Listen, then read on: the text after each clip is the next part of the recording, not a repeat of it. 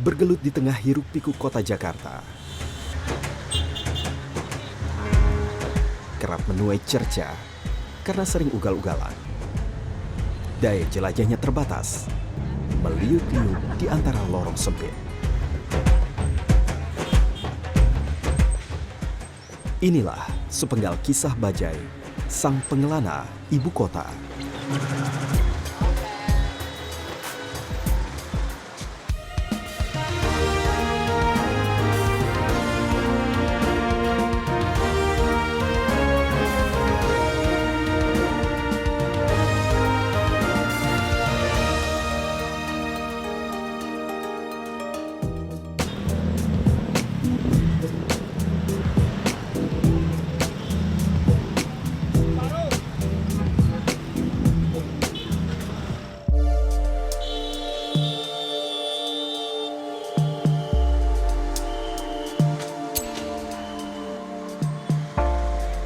Di salah satu sudut jalanan ibu kota, tak luput dari sederetan bajai yang menanti orang-orang yang hendak menumpangnya.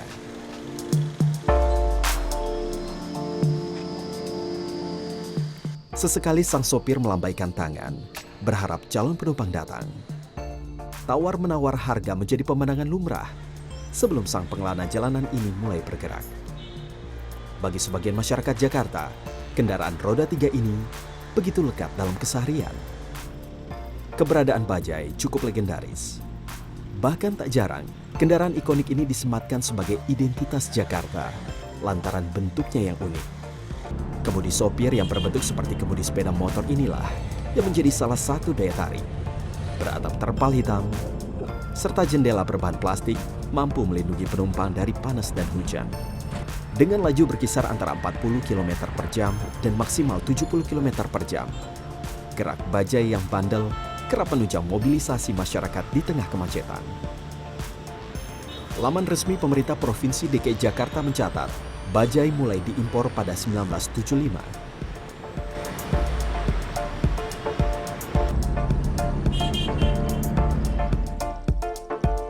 Dulu, kemunculan bajai di Jakarta berawal dari wacana penggantian becak yang dianggap tak manusiawi, lantaran dikayuh oleh manusia.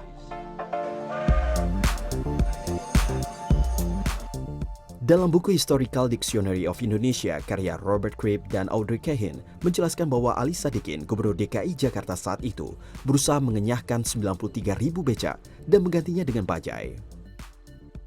Hingga akhirnya, berdasarkan surat keputusan Gubernur DKI pada Juni 1975, bajai masuk sebagai angkutan umum jenis keempat atau yang dikenal sebagai angkutan lingkungan yang melayani wilayah permukiman. Untuk operasional bajai, memang di awalnya kita membaginya dalam zonasi. Tapi kemudian kebutuhan transportasi itu tidak bisa dibatasi oleh wilayah. Jadi pergerakan masyarakat itu dia sifatnya adalah seamless. Tidak ada ruang-ruang atau batasan wilayah administrasi.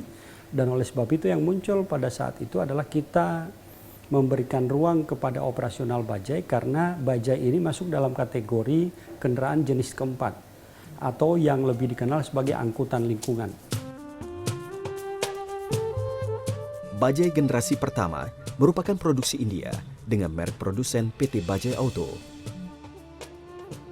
Bagi kebanyakan warga Jakarta, bajai bukan merujuk pada perusahaan otomotif India itu, melainkan sebagai nama kendaraannya. Bajai versi lama berwarna oranye yang dibekali mesin 2 tak berkapasitas 150 cc dengan menggunakan 1 silinder.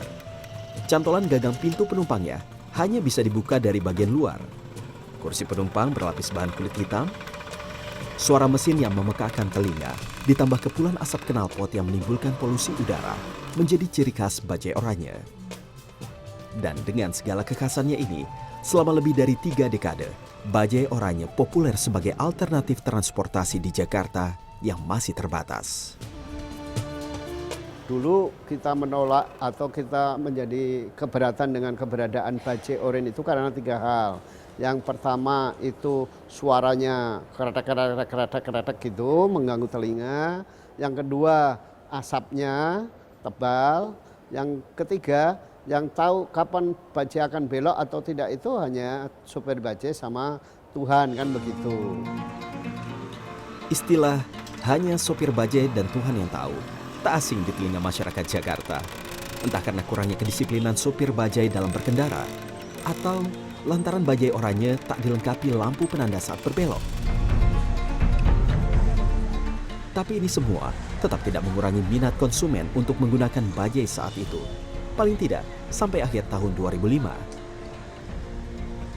Pada 31 Mei 2017, Dinas Perhubungan DKI Jakarta mengganti bajai oranye ke bajai biru.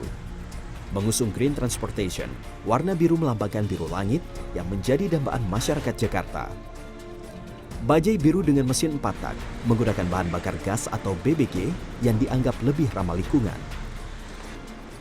Gagang pintu bajai tak lagi berbentuk cantolan, namun dengan slot kunci yang lebih aman. Kursi penumpang pun cukup lega. Dan yang terpenting, dilengkapi lampu sen, sehingga pengemudi lebih arif dalam memberi tanda terhadap kendaraan di belakangnya ketika akan berbelok. Kendati demikian, era modernisasi transportasi di Jakarta tetap tak terelakkan.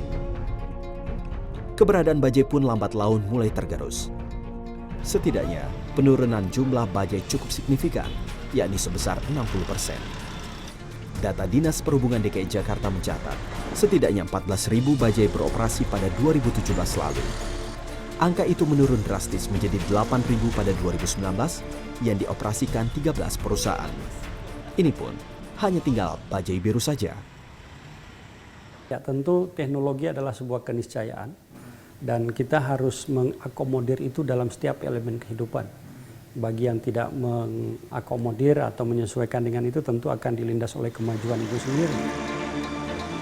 Beralihnya bajai oranye ke bajai biru dan pesatnya pertumbuhan transportasi daring berdampak pada perusahaan bajai. Satu persatu, mereka gulung tikar. Seolah hidup segan, mati tak mau. Bajai harus bisa beradaptasi dengan perkembangan zaman jika tak ingin hilang di telan zaman.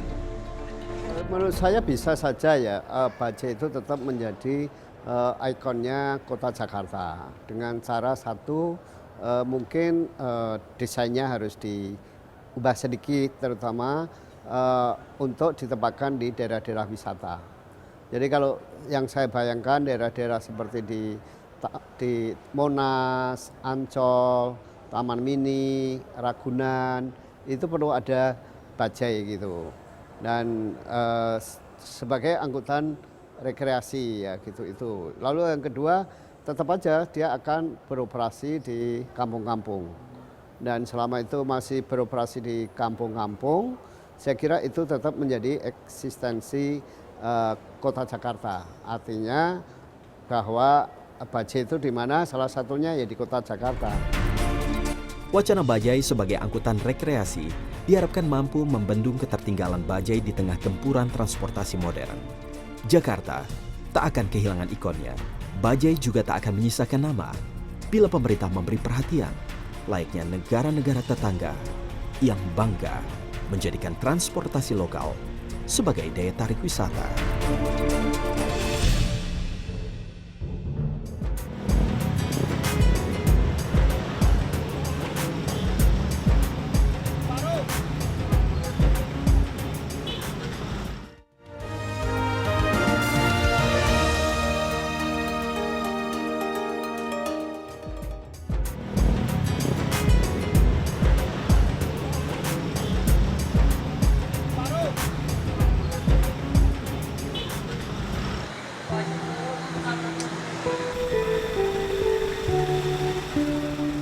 Bajai oranye yang dulu menghiasi wajah Jakarta, kini hanya teronggok di sudut jalanan. Di bilangan Cideng, Jakarta Pusat, tepatnya di Gang Makmur, bajai-bajai oranye yang usang dibiarkan terbengkalai. Bajai-bajai itu ditinggal para pemiliknya semenjak ada larangan bajai oranye beroperasi.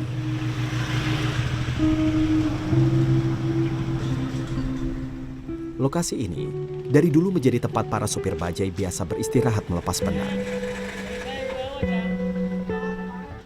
Bahkan hingga kini, lokasi ini kerap dijadikan tempat berkumpul sopir bajai, sekaligus menjadi bengkel dikala sang pengelana memerlukan perawatan.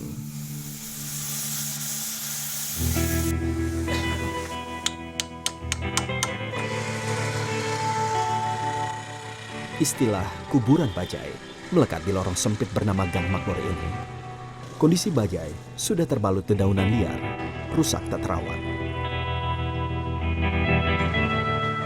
Bodi bajai penuh karat, warna oranye yang luntur, serta bolong di mana-mana.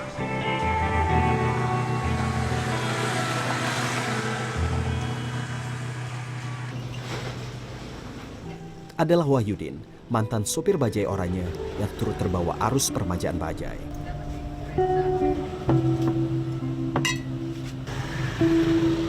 Ia tak sanggup mengganti bajai oranye dengan bajai biru, terbentur kurangnya modal. Namun kondisi pelik tak membuatnya kehilangan akal. Bajai-bajai usang yang ditinggal pemiliknya, ia sulap menjadi ladang pundi-pundi keuntungan. Jadi saya juga pernah punya bajai oranye yang dulu pernah saya tarik dari tahun 2017. Setelah ganti permajaan dari bajai biru ke bajai oranye, itu saya akhirnya stop narik dan di situ saya mulai dijual bajai saya. Nggak punya bajai. Akhirnya saya punya inisiatif gimana untuk renovasi bajai oranye ini biar jadi bagus lagi. Nah, di situ saya punya insting, punya keinginan gimana biar cara jual belinya melalui media sosial. Dengan di-upload, di-foto, disebarin, ternyata ada yang mau. Itu di luar daerah biasanya yang peminatnya.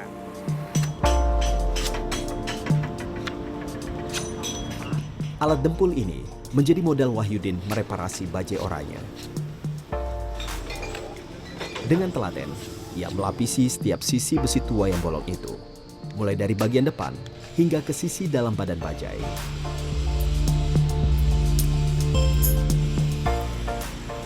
Butuh waktu setidaknya 1 minggu untuk memperelok rupa sang bajai oranye agar warnanya kembali mencolok.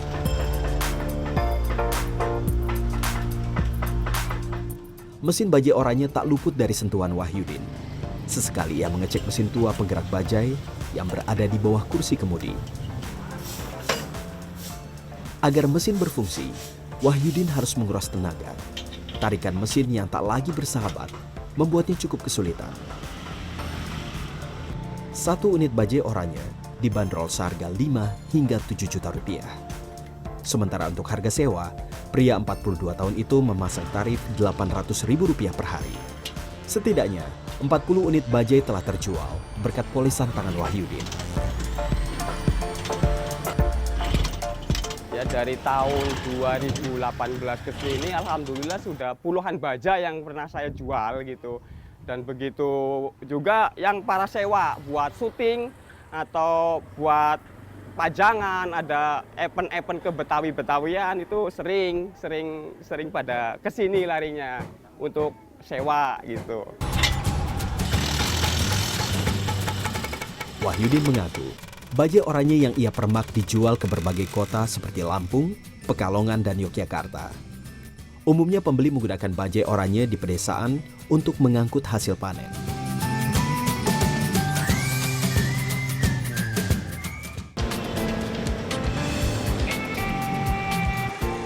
Berbeda dengan sketsa kehidupan Wahyudin, sopir bajai biru Wahyono bertahan melanjutkan lakon sebagai pengemudi bajai. Selama lebih dari 14 tahun, ia mengemudi bajai oranye. Dan kini, sudah 5 tahun ia bersama bajai biru. Kawasan Kota Tua menjadi zona tempat ia mencari rupiah. Dekat dengan tempat wisata dan keramaian, cukup membuatnya beruntung mendapat penumpang. Ia terkenang masa-masa keemasan bajai oranye yang ia kemudikan, begitu mudah menarik orang-orang.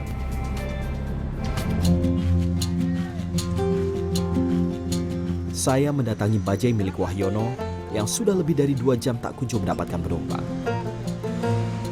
Begitupun bajai-bajai lain yang ada di sekitarnya. Penurunan jumlah penumpang begitu terasa, terlebih saat gempuran transportasi daring mulai bergeliat di ibu kota.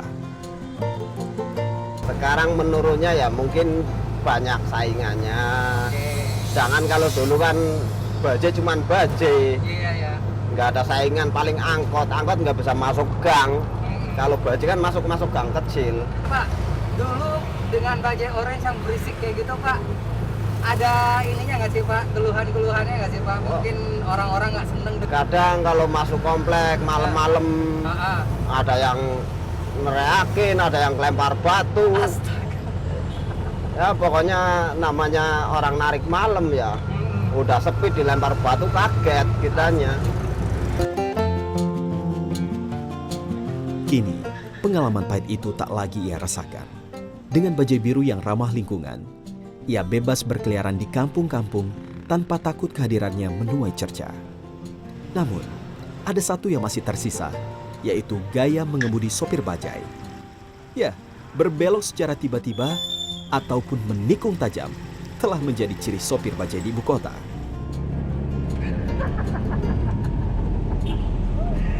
Memang kalau, waduh ini bisa ngelawan arah juga jalan kalau bajai. Pokoknya memang kalau supir bajai itu hanya supir bajai dan Tuhan yang tahu tuh memang terbukti ya Pak. Ya begitulah. Udah mau seperti racing nih kayak saya. Menumpangi bajai Wayono sembari menikmati keindahan pemandangan kota tua memberikan sensasi tersendiri bagi saya. Tak hanya mendengar sekelumit kisah pengemudi bajai, namun ada secercah perjuangan akan kerasnya hidup di ibu kota yang tertuang dalam riwayat bajai sang pengelana. Uniknya bajai itu ya Pak, hanya di Jakarta ya Pak.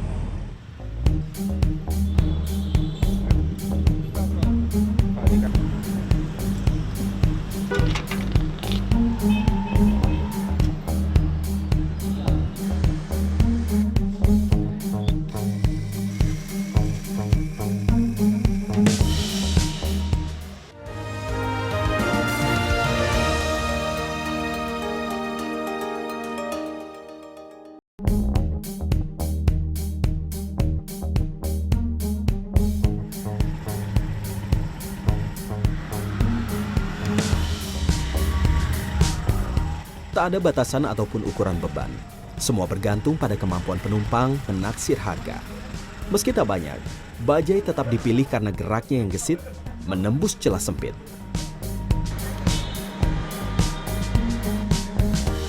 Namun, bajai terbentur jalur yang terbatas. Ini semakin mempertebal rivalitas antara bajai dengan moda transportasi daring. Para operator bajai melihat bahwa operasional konvensional mereka ini harus dilakukan modernisasi dengan ada injek teknologi di sana. Kami apresiasi mereka sudah berkolaborasi dengan perusahaan aplikasi untuk kemudian masuk dalam proses integrasi dengan teknologi tadi. Satu hal yang perlu dipahami bahwa aplikasi pemesanan bajai ataupun online tadi itu sifatnya sama dengan operasional bajai pada umumnya, hanya didigitalisasi.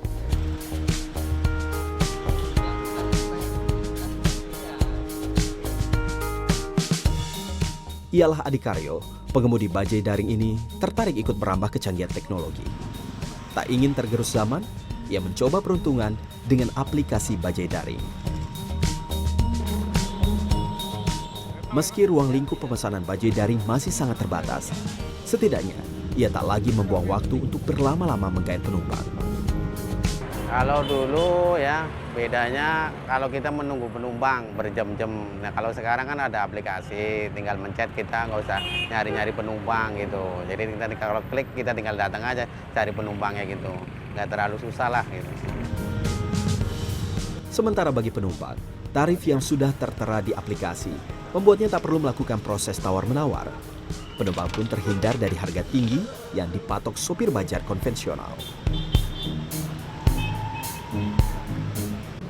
Kalau bajai lebih praktis sih mas gitu. Terus satu juga nggak perlu nego harga, harganya udah tertera langsung. Lagi hujan juga kita ketutupan kan, bisa masuk lewat gang juga. Jadi ya lebih enak lah, lebih nyaman sih kalau gue bilang buat naik bajai.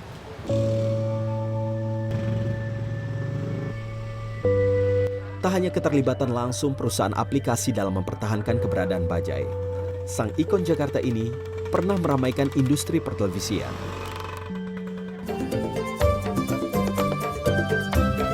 Sebuah komedi situasi karya Aris Nugraha yang berjudul Bajai Bajuri misalnya, mengangkat kehidupan seorang sopir bajai yang diperankan aktor Mat Solar. Melalui kisah keluarga sederhana masyarakat Betawi ini, bajai semakin mempertegas eksistensinya sebagai bagian dari kehidupan masyarakat Jakarta. Sinetron Bajai Bajuri ini menjadi tontonan yang ditunggu-tunggu pada 2002 hingga 2007. Siapa ya? Maaf, saya kira suami saya.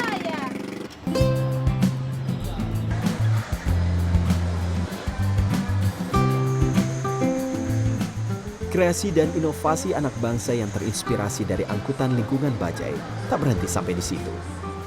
Sebuah kedai kopi berkonsep mobile mengusung secara khusus tema bajai. Terlihat dari bajai modifikasi ini, bagian belakang bajai yang sedianya sebagai tempat penumpang disulap menjadi box pengangkut mesin kopi yang dirancang sedemikian rupa menjadi etalase sang barista dalam meracik kopi. Sementara bagian kemudi bajai dipertahankan seperti bentuk aslinya. Stang kemudi, kursi sopir, roda 3, kaca depan, bahkan jendela terpal dengan plastik transparan benar-benar disuguhkan seperti bajai.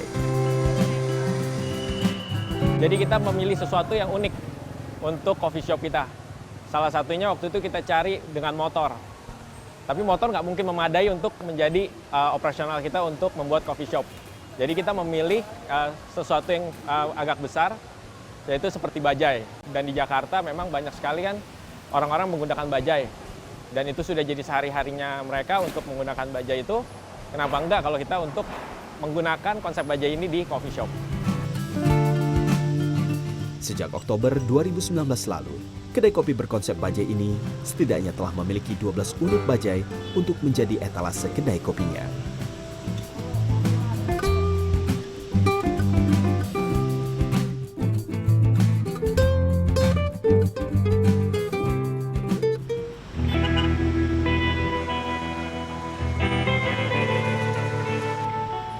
Sebagai angkutan yang merayap, bajai tersiok-siok menjejaki masa. Hadir ataupun tiada, seolah tak ada beda. Hanya pada situasi luar biasa, ia menjelma menjadi primadona. Ialah sang pengelana ibu kota, sang ikon Jakarta.